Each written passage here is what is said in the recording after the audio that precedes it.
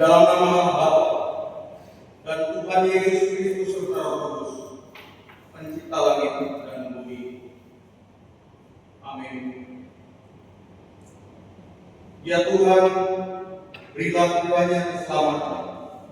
Ya Tuhan, berilah kiranya kejujuran. Berkatilah dia yang dapat dalam nama Tuhan. Kami memberkati kamu dari dalam rumah Tuhan. Haleluya, haleluya, haleluya.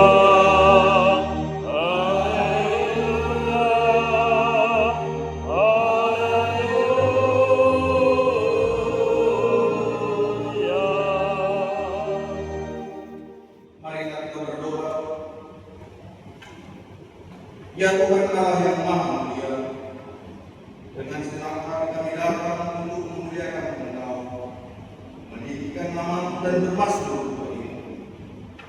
Engkau datang dalam kerendahan untuk menebus hutang dosa dan membebaskan kami dari kuasa maut melalui pengorbanan Yesus Kristus. Kiranya Roh Kudus menerangi hati kami, agar kami semakin memahami makna pengorbanan Yesus dan kami menyambut dan menyembah Engkau dalam kerendahan hati. Kami berdoa dalam nama Yesus Kristus. Amin.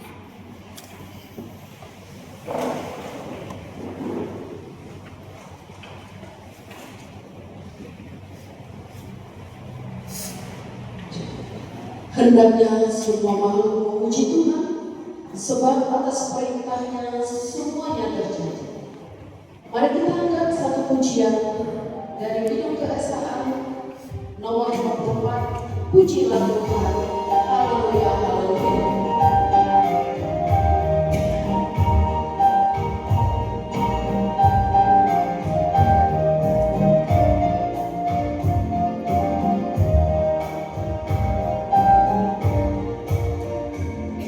Pujilah Tuhanmu, haleluya, haleluya.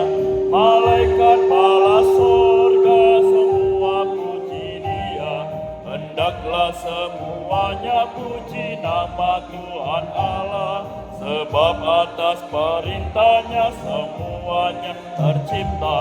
Hai alam semesta yang diciptakan Tuhan Allah, hai api, hujan, es dan salju, kabut, angin, badai, bernyanyilah semuanya memuji-muji Dia, sebab yang tinggi luhur hanya nama Tuhan Allah.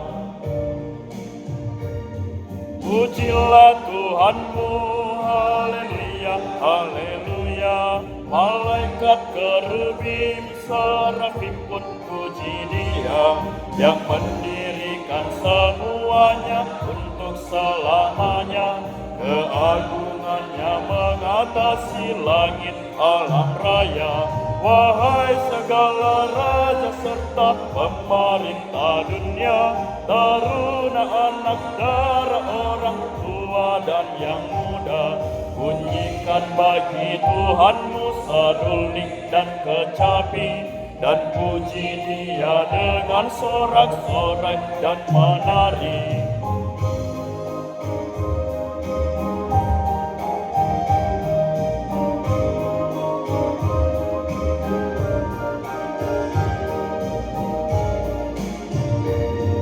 Pujilah Tuhanmu, haleluya, haleluya. Malaikat kerubim serafim pun puji Dia. Hai bintang, bulan, matahari, angkatlah suara, serta segala langit dan seluruh cakrawala. Hai ular-ular, naga, segenap samudra raya, binatang liar, hewan, burung yang bersayap, pedulinya suaramu, besarkan nama Tuhan yang agung dan perkasa dan berlimpah kekuatan. Dengarkanlah Taurat dan penjelasannya. Akulah Tuhan Allahmu, seru Tuhan kita, Tidak boleh ada Allah lain kecuali Allah. Penjelasannya, kita harus lebih takut, lebih kasih, dan lebih yakin dan percaya kepada Allah daripada kepada segala-galanya. Marilah kita bersama-sama memohon. Ya Tuhan Allah, berilah kekuatan untuk melakukan.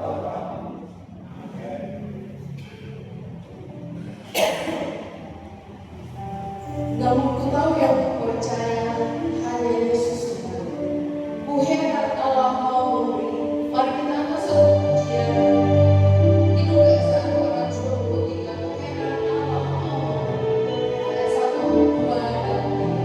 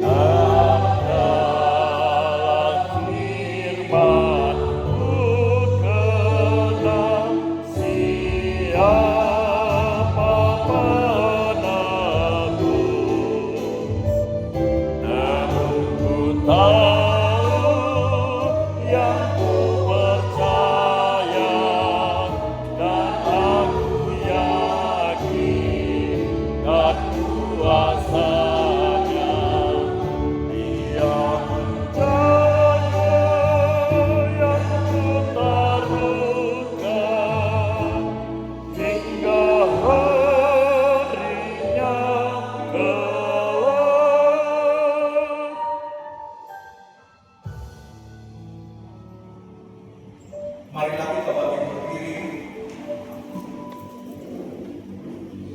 Kita berdoa kepada Tuhan Allah untuk mengaku dan memohon ampunan dosa kita.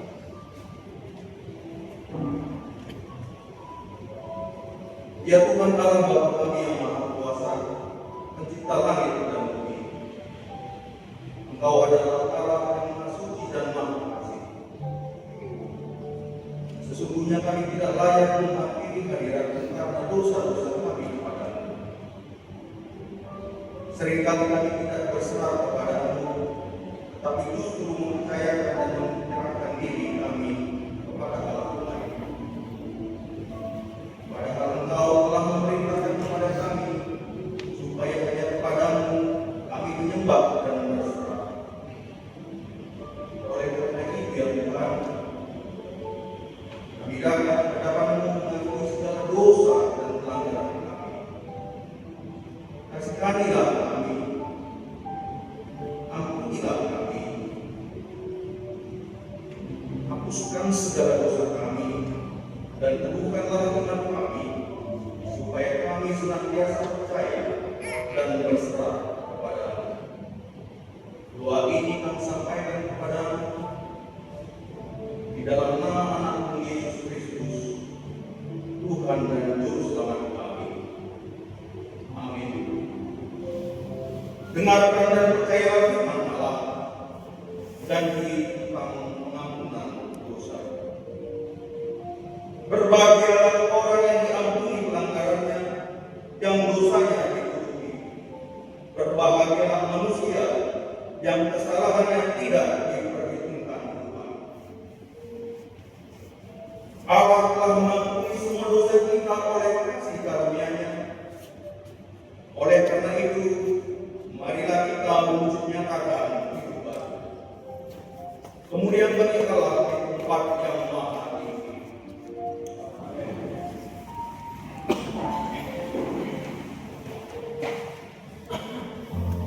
Akulah pangkal siksanya yang menyebabkan kematiannya.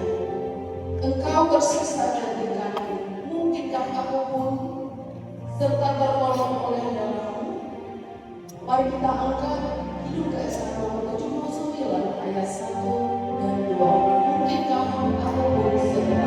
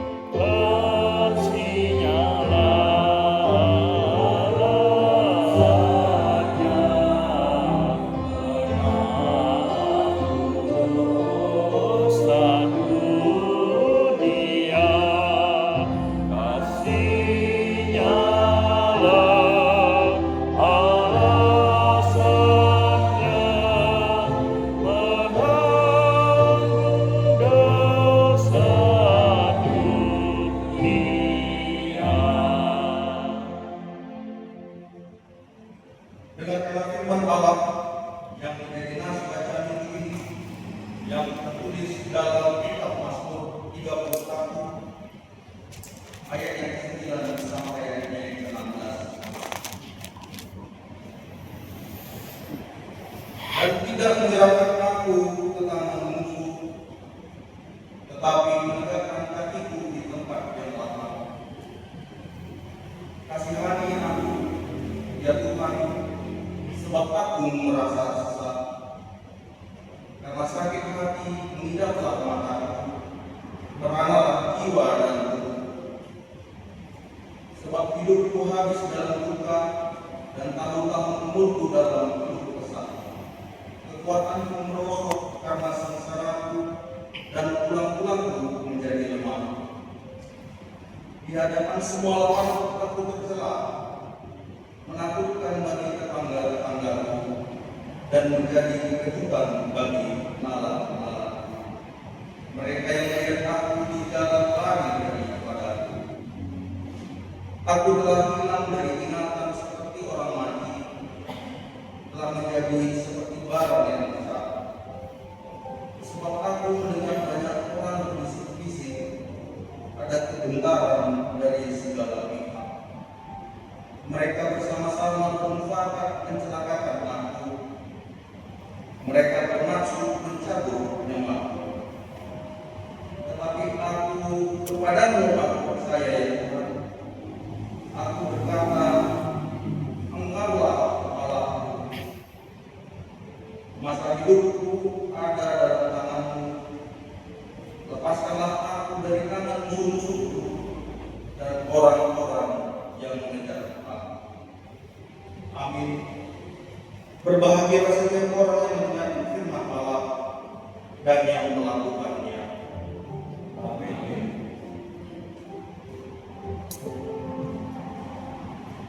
Aku percaya Allah yang kita kenal sebab oleh karena sabdanya. Mari kita angkat Diduga Psalm 361 ayat 1, 2, dan 3.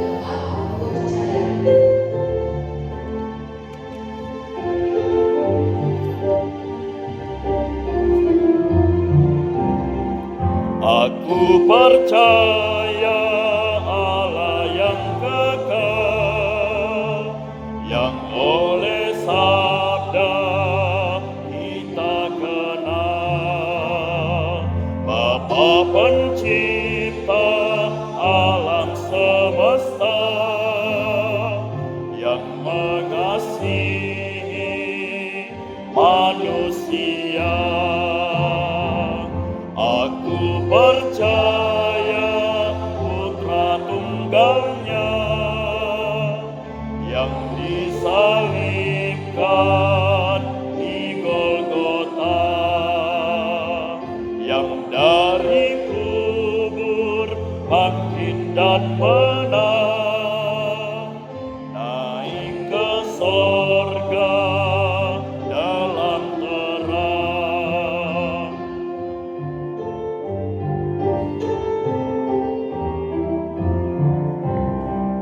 Aku percaya pada Roh Kudus yang mendiami kita terus. Aku percaya gereja yang esa, ku jadi suci di dalamnya.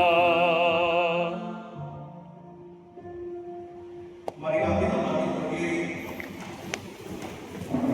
Marilah kita memikirkan iman kita sesuai dengan pengakuan iman yang diikrarkan oleh segenap orang percaya di segala tempat dan sepanjang zaman. Aku percaya kepada Allah, Bapa yang Maha Kuasa, dari langit dan bumi, dan kepada Yesus Kristus, Anaknya yang tunggal Tuhan kita, yang dikandung daripada Roh Kudus, lahir dari anak darah Maria, yang menderita di bawah pemerintahan Pontius Pilatus, disalibkan, mati dan dikuburkan, turun dalam kerajaan surga, pada hari yang ketiga, bagi bangkit pula dari antara orang mati, naik ke surga, duduk di sebelah kanan Allah, Bapa yang Maha Kuasa, dan akan datang dari sana untuk menghakimi orang yang hidup dan yang mati. Aku percaya kepada Roh Kudus, gereja yang kudus dan am, persekutuan orang kudus, pengampunan dosa, kebangkitan daging, dan hidup yang kekal.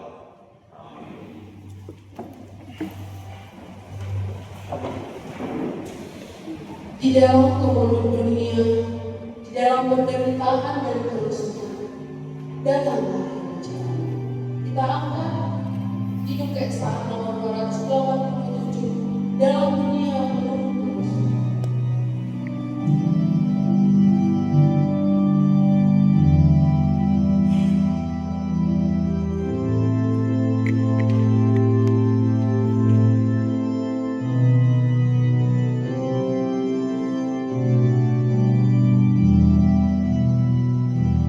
Dalam dunia penuh kerusuhan, di tengah kemelut permusuhan, datanglah kerajaanmu. Di gereja yang harus bersatu, agar nyata manusia baru, datanglah kerajaanmu. Datanglah, datanglah, datanglah kerajaanmu.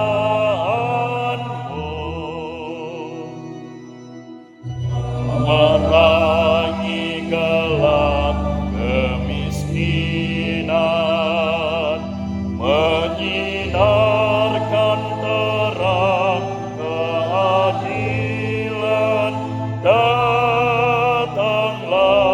kerajaanmu. Di lautan, di gunung, di ladang, dan di bandar, di pasar, di jalan, datanglah kerajaanmu.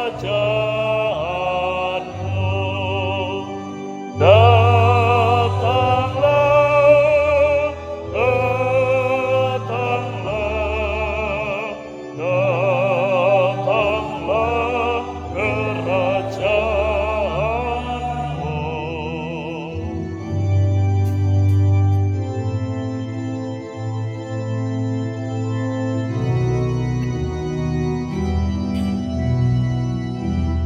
Dalam hati dan mulut dan tangan, dengan kasih, dengan kebenaran, datanglah kerajaanmu.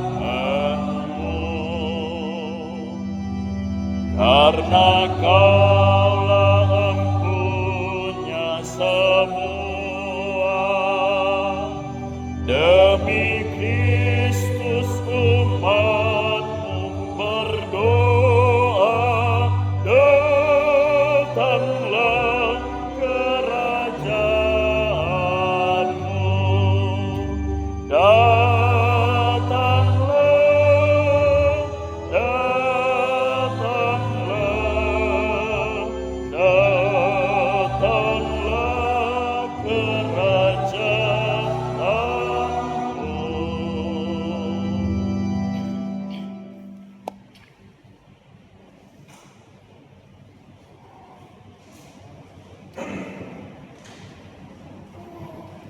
Buat jemaat bagi kita hari ini, Minggu 29 Maret 2026, atas nama pimpinan Majelis Jemaat dan seluruh anggota Majelis Jemaat, kita mengucapkan selamat Minggu dan selamat ibadah bagi kita semua, khususnya bagi jemaat yang baru datang Tuhan Yesus memberkati.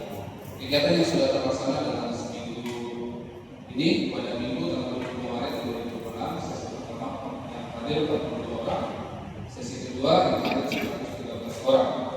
Pada setelah Minggu remaja masa kecil 22 Maret 2026 yang hadir 32 orang, serta majelis Selasa 24 Maret yang hadir 30 orang, pertemuan sesi inang Kamis 26 Maret yang hadir 22 orang, pertemuan gabungan Jumat 20 Maret yang hadir 89 orang, pada pemberkatan nikah Sabtu 20 Maret 2026 yang hadir 133 orang.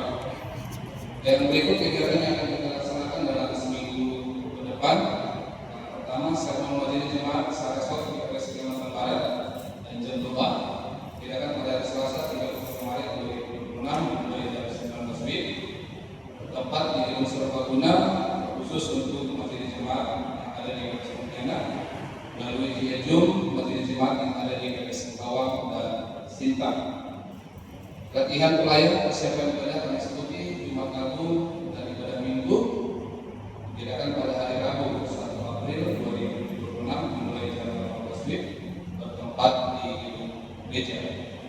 Yang berikut kebaktian Kamis Putih diadakan pada hari Kamis tanggal 2 April 2026 masuk jam 19 WIB.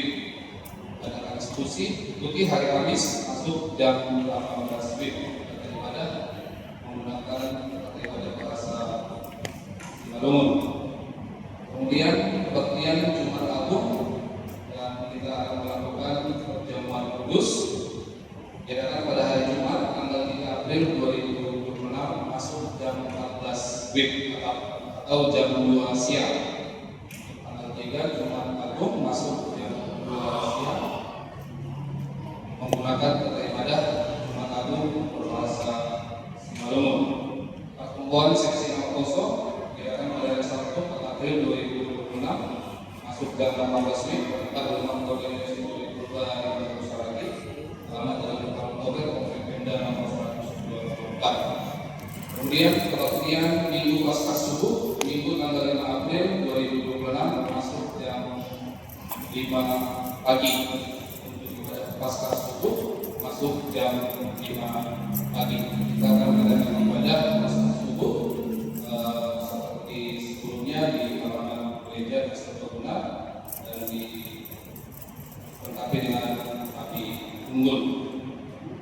Dan berikut ibadah Minggu Pasca pertama hari Minggu tanggal 5 April 2026 masuk jam 10 WIB. Untuk ibadah Pasca pertama tanggal 5 April 2026 masuk jam 10 WIB. Kemudian kebaktian kata ibadah Pasca pertama bahasa Simalungun. Yang berikut kebaktian ibadah Pasca kedua Senin tanggal 6 April 2026 masuk jam 19 WIB.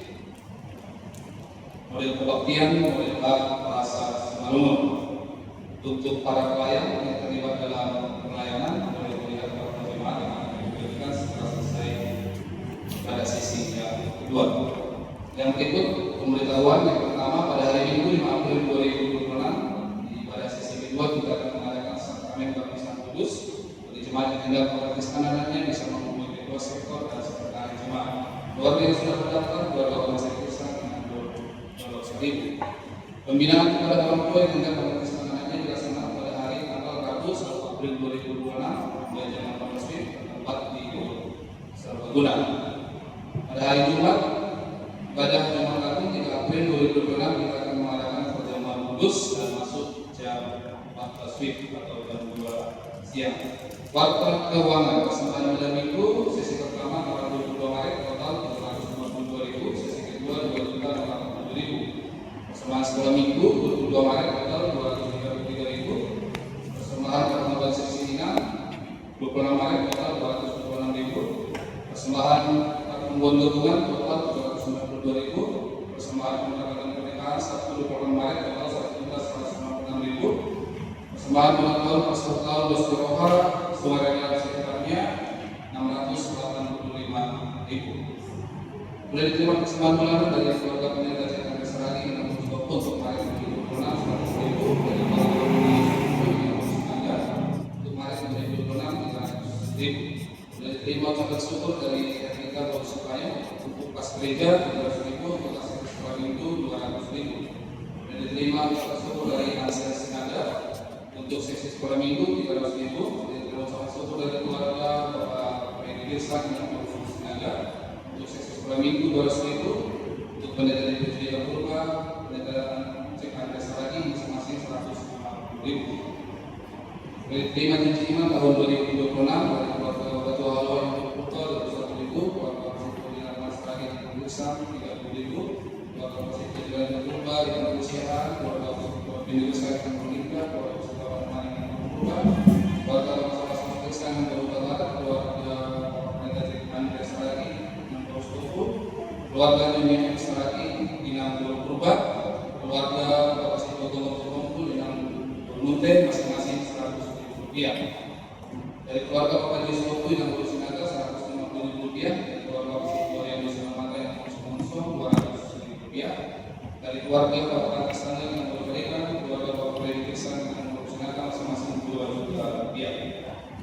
Boleh diterima iuran RP tahun 2026 dari keluarga Yesus Kopu yang berusia naga 50.000, dari keluarga Bapak Freddy Dirsan yang berusia naga 200.000 rupiah. Terima iuran seksi Bapak 2026 dari Bapak Freddy Dirsan 150.000, iuran seksi 6 2026 dari Dunia Freddy Dirsan yang berusia naga 150.000. Laporan keuangan jemaat dari Kesetiana. Saldo per 21 Maret 44.823.943 rupiah. Saldo per 28 Maret 44.823.943 rupiah. Ini dana tunai di bendahara 38.375.612 rupiah. Laporan keuangan janji iman. Saldo per 28 Maret 2026 43.631.000 rupiah. Jadi total kas jemaat yang di bendahara jemaat 82.406.611 rupiah.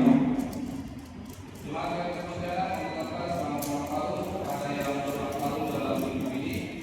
Yang pertama Bapak Rahman Muhammad Dio Asal Kuba, Bapak Muhammad Saragi, Ibu Oleh Monopol, Mesron Adiko Kuba, Dinarika Nusran Bidul Kinti, Leo Sesia Saragi, Evan Yose Pak Koloman Kuba. Selamat ulang tahun dan berumur Tuhan Yesus memberkati.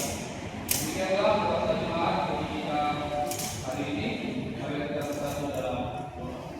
Bapa yang telah surga, anak sembah dalam satu Yesus Kristus, kami bersyukur Tuhan di pagi hari kita boleh mempertemukan kami jemaat Tuhan untuk boleh bersungguh memuji dan memuliakan nama-Mu. Terima kasih Tuhan untuk seluruh berkat yang boleh kami rasakan hingga pada saat ini. Bapa dalam surga, kami juga mau berdoa buat jemaat yang sudah dibacakan.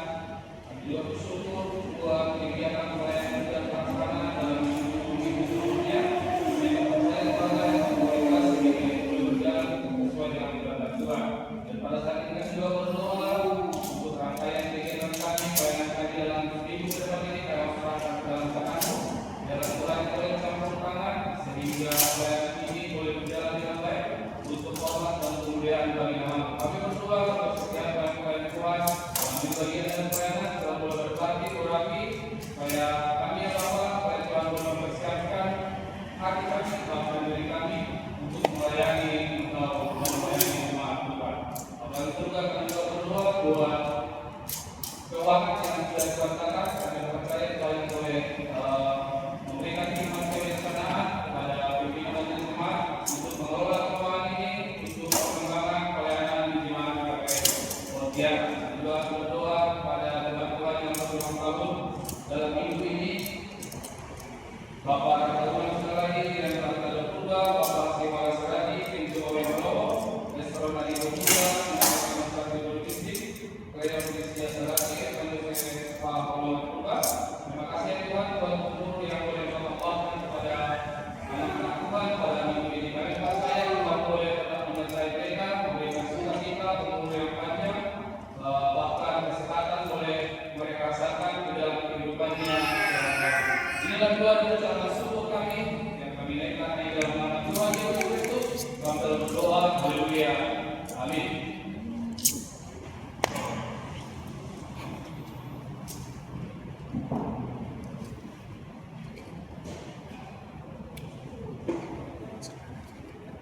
Sebelum kita mendengarkan firman yang dibawakan oleh Bapak Pendeta Negeri Indonesia Timur, kita akan satu dia dan pembicaraan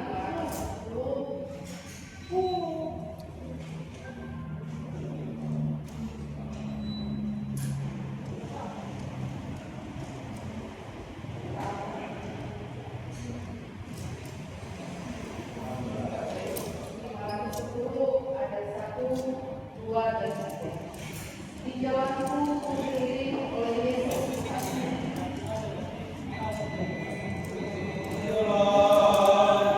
Ku diiring oleh Yesus Tuhanku. Apakah yang kurang lagi jika Dia panduku?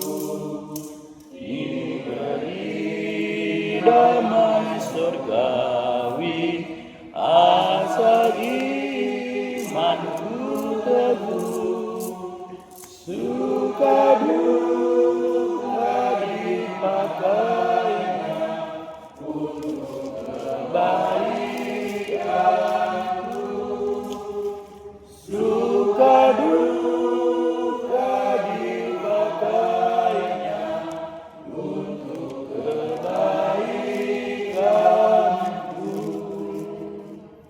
Di jalanku yang berliku, dihiburnya hatiku. Bila tiba pencobaan, dikuatkan imanku. Jika aku kehausan dan langkahku tak tetap, dari cadas di depanku datang air yang sadar. Dari cadas di depanku datang air yang sadar.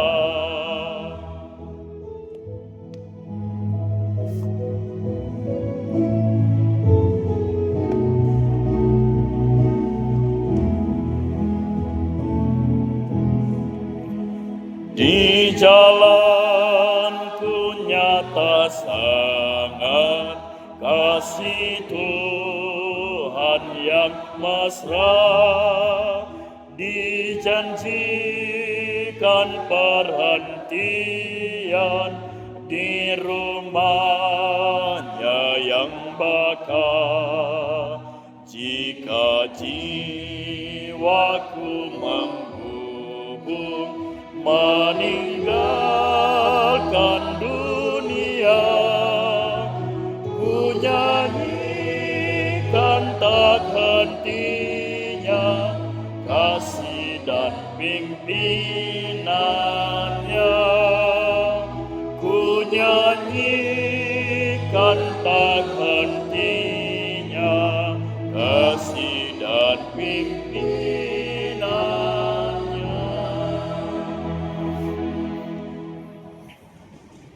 Damai sejahtera Allah yang melampaui akal dan pikiran, itulah kiranya yang menyertai dan memelihara imanmu di dalam nama Tuhan Yesus Kristus.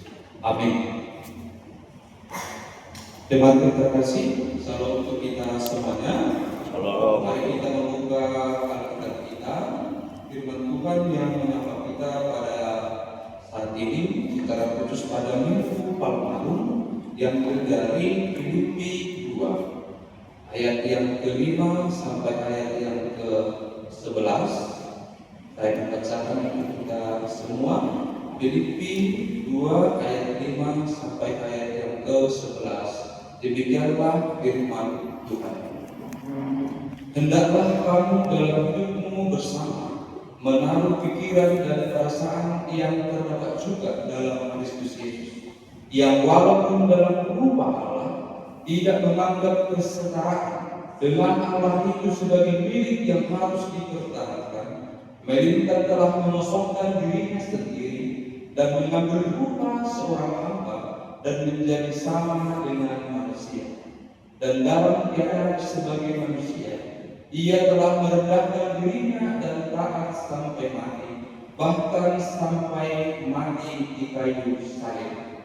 Itulah sebabnya Allah sangat meninggikan dia dan mengaruniakan kepadanya nama di atas segala nama, supaya dalam nama Yesus bertekuk lutut segala yang ada di langit dan yang ada di atas bumi dan yang ada di bawah bumi, dan segala lidah mengaku Yesus Kristus adalah Tuhan, bagi kemuliaan Allah Bapa.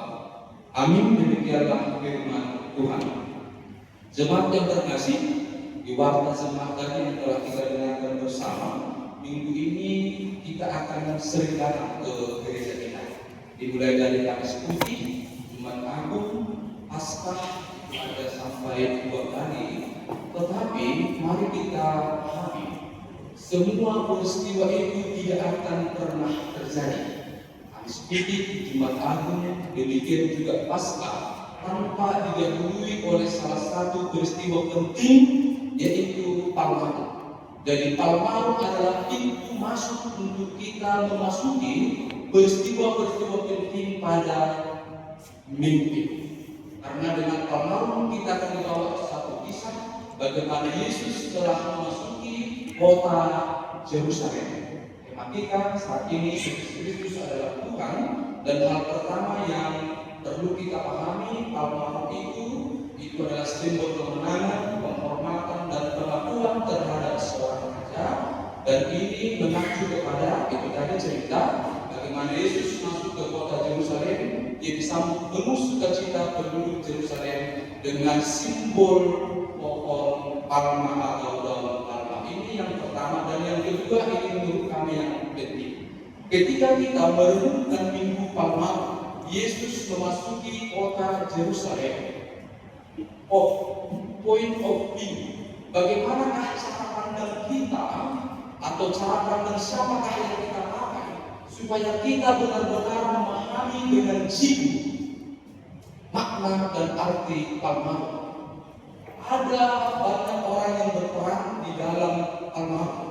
Pertama Yesus, yang kedua para murid, dan yang ketiga orang banyak, dan yang keempat orang Farisi, dua ahli Taurat yang ada di Yerusalem. Ada 4 kelompok yang berperan di dalam situasi Palmarum. Dan cara pandang siapakah jemaat Tuhan yang kita pakai agar kita benar-benar memahami makna Palmarum? Kalau kita memakai cara pandang orang banyak, kerumunan orang banyak yang berteriak bersorak, Hosana, diberkatilah dia yang datang di dalam nama Tuhan. Apakah cara pandangan itu yang kita pakai? Ada seorang filsuf Denmark yang berkata seperti ini, salah satu ciri dari kerumunan itu adalah omong kosong. Dan memang benar, kerumunan yang berkata Hosana itu 2 hari setelah itu akan berkata sebaliknya. Bukan cara pandang orang ramai yang kita pakai memaknai Palmarum. Cara pandang para murid apa lagi? Karena para murid yang mengikuti Yesus ke Yerusalem, mereka berguna akan apa arti tujuan mereka memasuki Yerusalem. Apalagi cara pandang, katakanlah orang Farisi, ahli Taurat, dan kedua. Ketika orang banyak itu bersorak berteriak Hosana, mereka marah. Dan berkata kepada Yesus supaya Yesus memerintahkan orang banyak itu diam. Tetapi Yesus berkata, kalau mereka diam, dari balik diri juga akan timbul suara-suara. Jadi cara pandang atau point of view, bagaimana memandang Palmarum ini, yaitu cara pandang Yesus. Apakah maksudnya cara pandang Yesus? Cara pandang Yesus adalah cara pandang yang memasuki Yerusalem itu dengan misi dan tujuan Yesus sendiri. kita ketahui ternyata perjalanan memasuki kota Yerusalem itu adalah perjalanan yang sangat berat dihadapi oleh Yesus Kristus.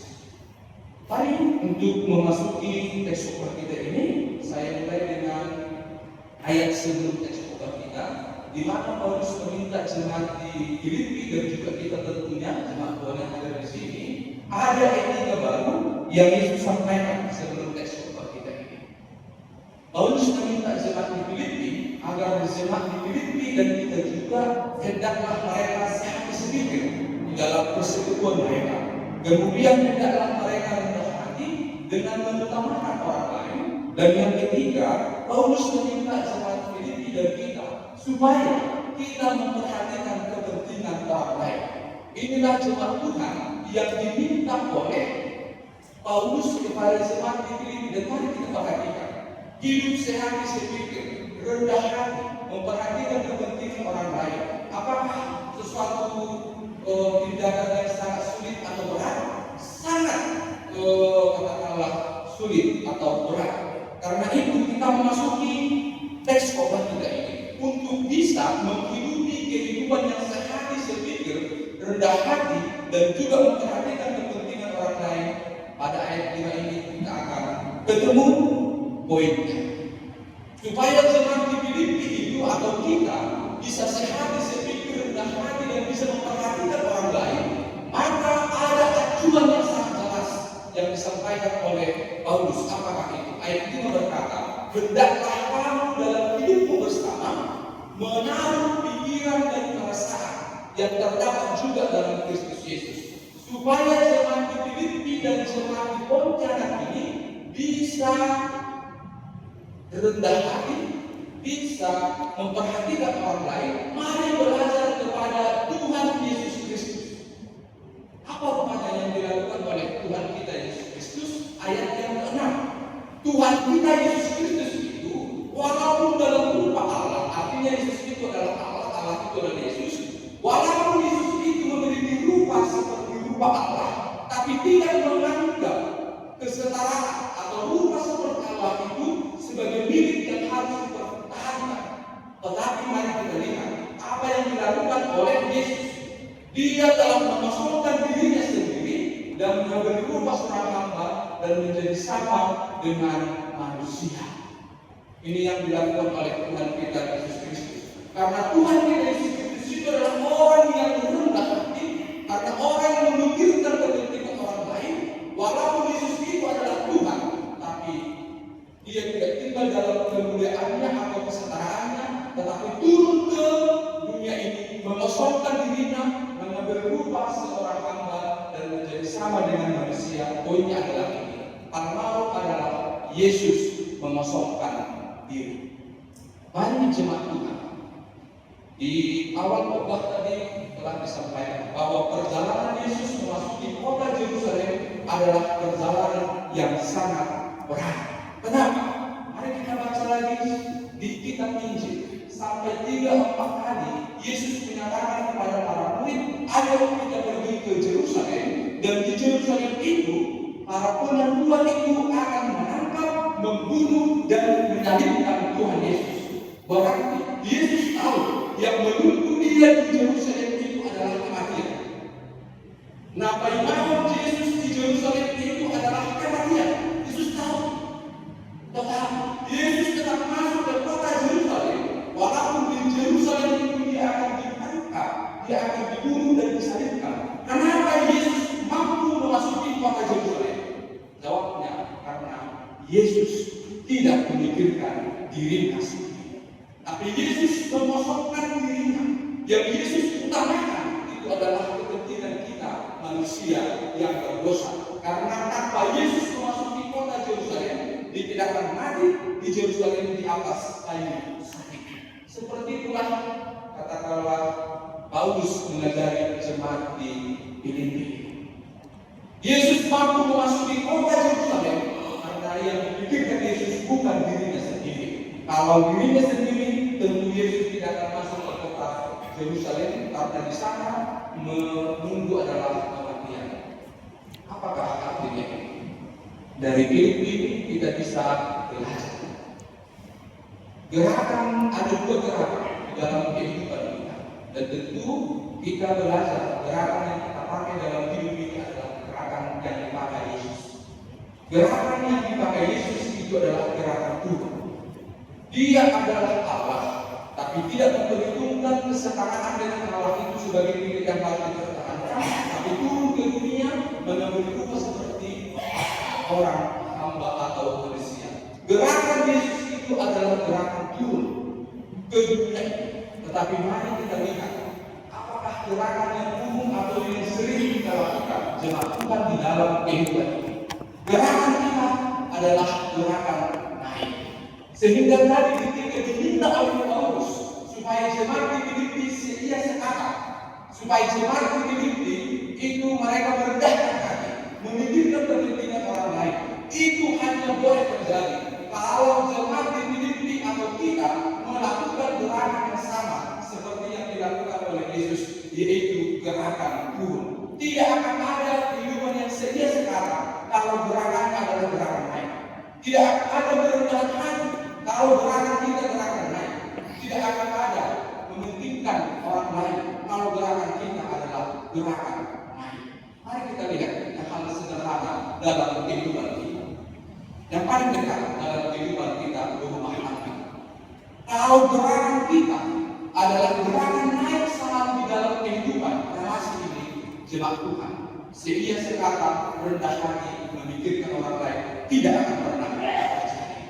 Kalau gerakan kita di jemaat ini adalah gerakan naik, semua hanya memikirkan dirinya sendiri, tidak akan ada namanya kerendahan hati, tidak akan ada namanya sedia sekata. Itu akan bisa terjadi kalau kita memiliki gerakan turun. Ada pertanyaan sederhana. Kenapa ya? Kalau orang sedang marah, suaranya naik. Pernah marah ya? Kita semua. Mari kita lihat dulu diri kita. Kenapa kalau kita marah, suara kita naik? Tidak tahu. Apa yang terjadi? Mari Teresa memberi jawaban. Ketika ada suatu konflik bertengkar dan itu membuat kita mengeraskan suara yang terjadi pada saat itu adalah suara yang keras itu karena hati kita sudah semakin menjauh. Hati yang sudah semakin menjauh tidak akan mampu mendengarkan suara lagi. Karena itu kita menyebabkan atau menaikkan suara kita supaya hati yang menjauh ini bisa mendengar. Padahal kalau hati kita sedang mendekat, tidak akan ada yang namanya suara yang naik. Itulah yang menjelaskan prima. Contohnya seperti ini. Ada sepasang kekasih, mereka bisa duduk di bawah pohon pada suatu malam memandang bulan. Ada kursi, ada malam yang begitu indah, tapi mereka tidak berbicara. Kenapa? Karena hati mereka dekat. Tapi karena hati kita sudah jauh dengan orang lain, dengan Tuhan, maka kita bisa membuat gerakan suara yang naik dalam kehidupan kita. Tapi kalau kita menganggap orang lain yang utama, mengutamakan orang lain, maka gerakan kita adalah gerakan turun sama seperti yang dilakukan oleh Yesus. Yesus memasuki kota Yerusalem, gerakan yang dipakai Yesus adalah gerakan turun. Kalau gerakan naik, dia tidak akan masuk ke kota Yerusalem. Dan yang kedua dalam paragraf ini, setelah Yesus melakukan gerakan yang kedua, dia mengambil rupa seperti manusia, merendahkan dirinya dan taat sampai mati di kayu salib.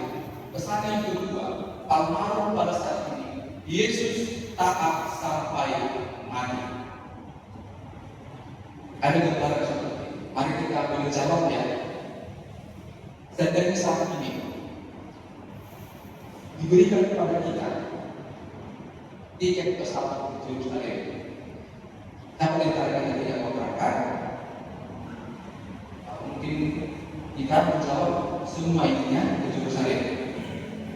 Karena katanya informasinya tiket diberikan sampai di Yerusalem, hotelnya juga diberikan, bukan hanya itu, uang saku juga diberikan, bukan hanya itu, ada lagi layanan yang lain yang diberikan kepada kita. Pertanyaan, kalau itulah yang diberikan kepada hari ini atau besok berangkat ke Yerusalem, tiketnya gratis, sana juga dikasih hotel, makanan minuman enak. Saya rasa saya juga akan berkata, saya mau berangkat ke Yerusalem. Tetapi cerita belum selesai. Sampai di Yerusalem, 3 hari setelah sampai di Yerusalem, akan datang polisi ke hotel kita. Kita akan ditangkap, kita akan diinterogasi, dan kita akan dihukum mati. Pertanyaannya, masihkah kita mau berangkat ke Yerusalem? Aku berpikir tidak. Untuk apa pergi ke Yerusalem? Kalau pada akhirnya kita akan mati. Itu adalah cara pandang jemaat Tuhan.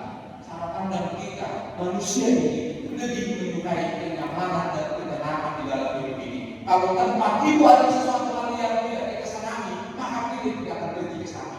Kalau orang yang mau kita jumpa itu juga tidak senangi, maka kita tidak akan berjumpa dengan dia. Itulah artinya manusia mementingkan zona nyaman.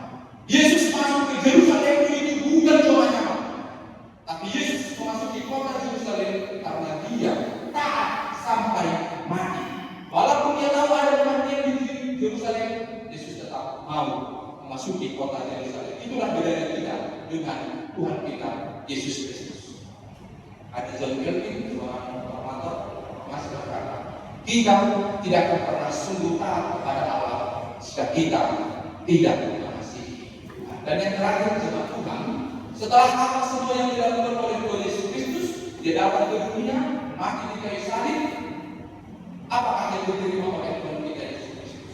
Pada ayat yang terakhir Tuhan kita berkata, itulah sebabnya, artinya setelah Yesus turun ke dunia, gerakan turun, dia mati, itulah sebabnya Allah sangat meninggikan dia, maksudnya Yesus, dan mengaruniakan kepadanya nama di atas segala nama. Apakah tujuannya dikaruniakan nama di atas segala nama kepada Yesus? Ayat 10, supaya dalam nama Yesus bertekuk lutut. Siapakah yang bertekuk lutut di hadapan Yesus? Segala yang ada di langit, dan bukan hanya yang ada di langit, di atas bumi juga, dan bukan hanya di atas bumi, yang di bawah bumi juga akan bertekuk lutut di depan Yesus. Dan ketika mereka bertekuk lutut di hadapan Yesus, apakah yang mereka lakukan melalui lidah mereka? Semua orang akan berkata, Yesus Kristus adalah Tuhan yang menjadi tema kita. Yesus Kristus adalah Tuhan. Semua orang berkata, Yesus Kristus adalah Tuhan. Apakah artinya itu? Ini yang terakhir dalam teks kita. Ketika kita berkata Yesus Kristus adalah Tuhan, apakah artinya? Artinya demikian. Kita harus ulang ini sebentar supaya teman-teman kita akan ini begitu benar. Ketika Yusuf dijumpai oleh malaikat, karena tunangan Yusuf binti Maria akan sudah mengandung dan akan melahirkan, malaikat berkata kepada Yusuf bahwa anak yang dikandung oleh itu adalah anak yang dikandung oleh Kristus, dan ketika itu lahir, kata malaikat, berilah namanya Yesus. Tidak ada disebutkan berilah namanya Tuhan Yesus, tapi Yesus.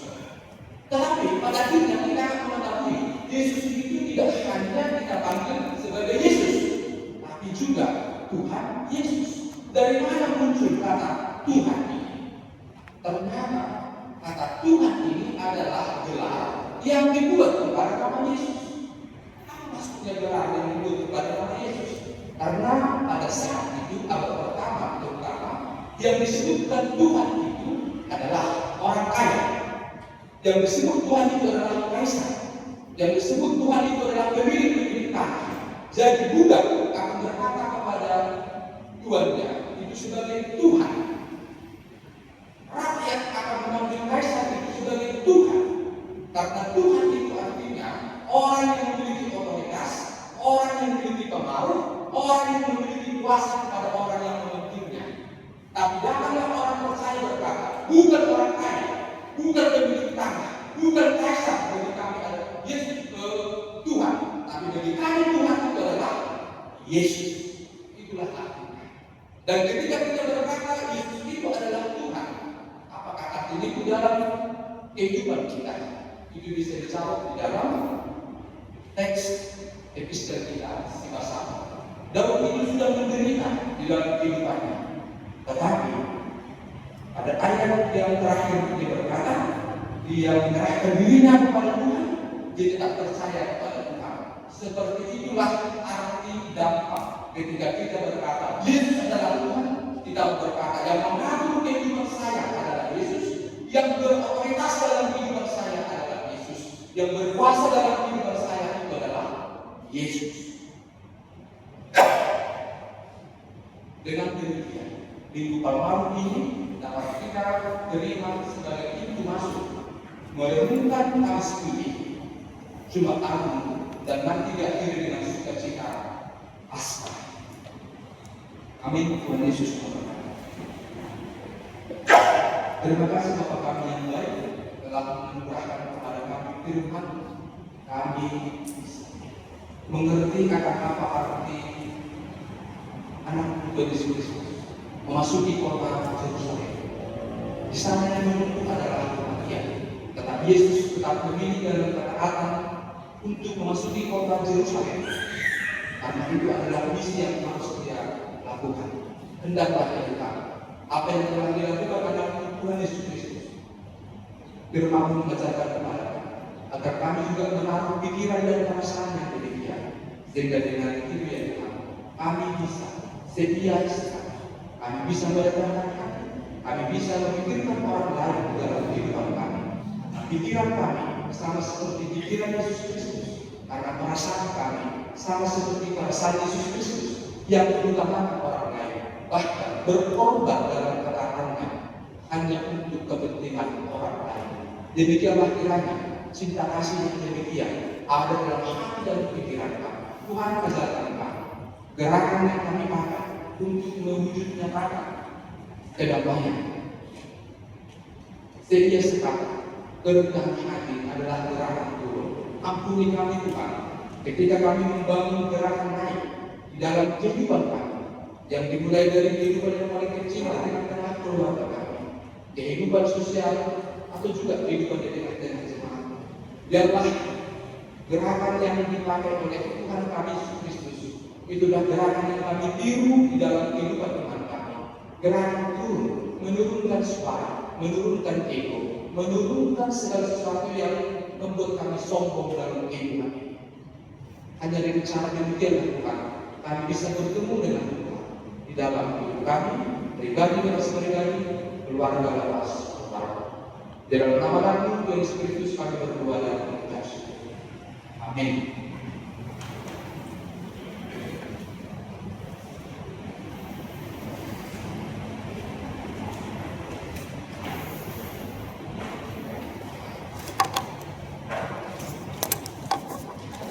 Sebelum mengumpulkan persembahan, maka kita mendengarkan firman Tuhan yang menjadi dasar bagi kita untuk memberikan persembahan, yaitu yang tertulis dalam Ibrani 13 ayat 16. Dan janganlah kamu lupa berbuat baik dan memberi bantuan, sebab korban-korban yang demikianlah yang berkenan kepada Allah. Mari kita memberikan persembahan kita.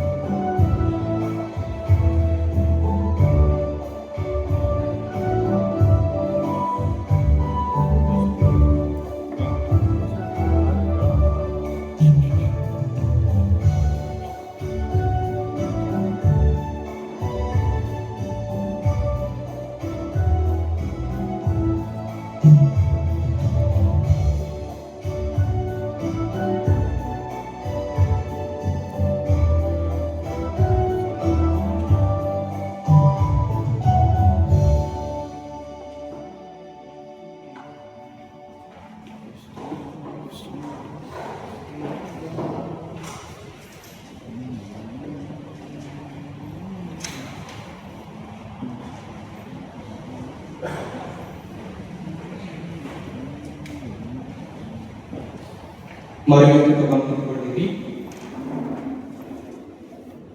Mari kita berdoa untuk menyerahkan persembahan kita kepada Tuhan.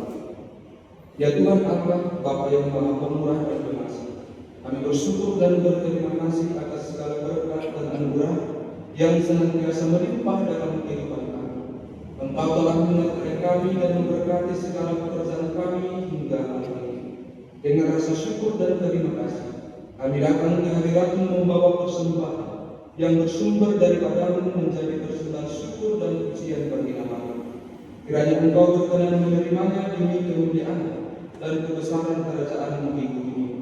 Di dalam nama Yesus Kristus Tuhan kami, terimalah doa persembahan ini.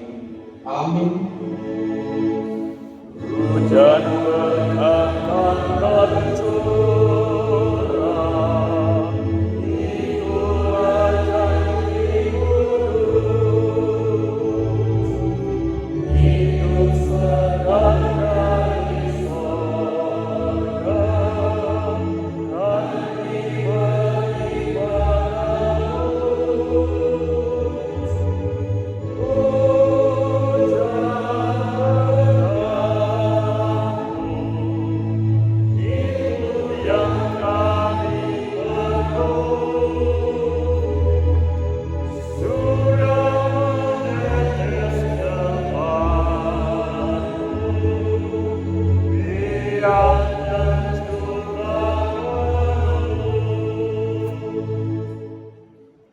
Bapa kami yang di surga, dikuduskanlah nama-Mu. Datanglah kerajaan-Mu, jadilah kehendak-Mu di bumi seperti di surga. Berikanlah kami pada hari ini makanan kami yang secukupnya, dan ampunilah kami akan kesalahan kami, seperti kami juga mengampuni orang yang bersalah kepada kami. Dan janganlah membawa kami ke dalam pencobaan, tetapi lepaskanlah kami daripada yang jahat.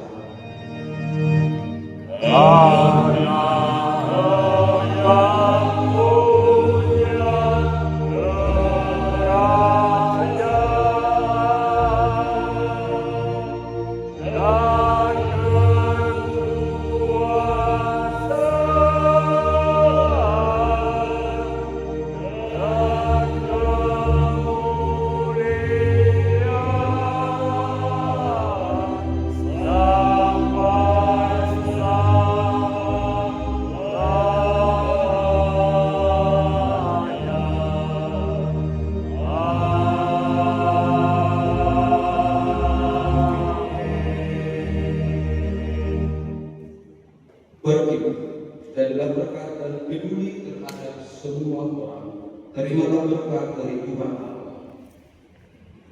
Tuhan memberkati engkau dan melindungi engkau. Tuhan menyinari engkau dengan wajah-Nya dan memberi engkau kasih karunia. Tuhan menghadapkan wajah-Nya kepadamu dan memberi engkau damai